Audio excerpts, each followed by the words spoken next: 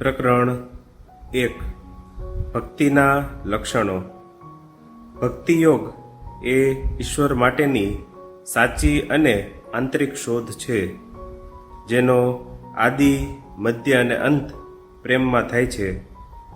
ઈશ્વર પ્રત્યેનો એક ક્ષણનો પણ પ્રેમોન્માદ શાશ્વત મુક્તિ આપે છે. ભક્તિ સૂત્રોની વ્યાખ્યામાં નારદ કહે છે કે ભક્તિ એ ઈશ્વર પ્રત્યેનો પરમ પ્રેમ છે. જ્યારે મનુષ્ય ભક્તિ પ્રાપ્ત કરે છે ત્યારે તે સર્વે પ્રત્યે પ્રેમ કરે છે, કોઈનો દ્વેષ કરતો નથી. તે સદાકાળ માટે સંતુષ્ટ બન્યો છે. કોઈ પણ દુનિયાવી લાભ મેળવવાના ઉપાય તરીકે આ પ્રેમને નીચો ઉતારી શકાય નહીં, કારણ કે જ્યાં સુધી સાંસારિક વાસનાઓ વિદ્યમાન હોય છે ત્યાં સુધી તે પ્રકારના પ્રેમનો ઉદય થતો નથી.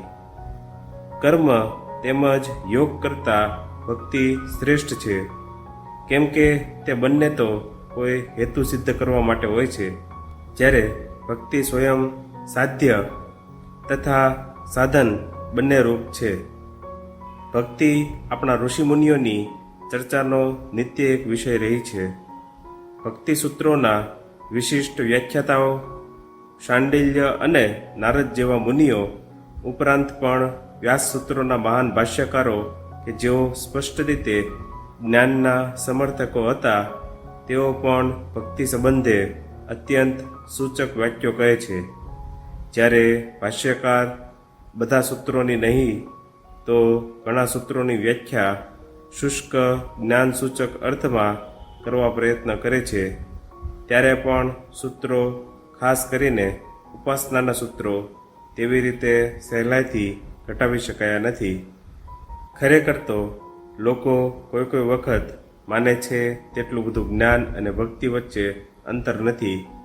જેમ જેમ આપણે આગળ વધશું તેમ તેમ આપણે જોઈશું કે બંને એક જ લક્ષ્ય તરફ વળે છે અને અંતમાં એક જ બિંદુમાં મળે છે.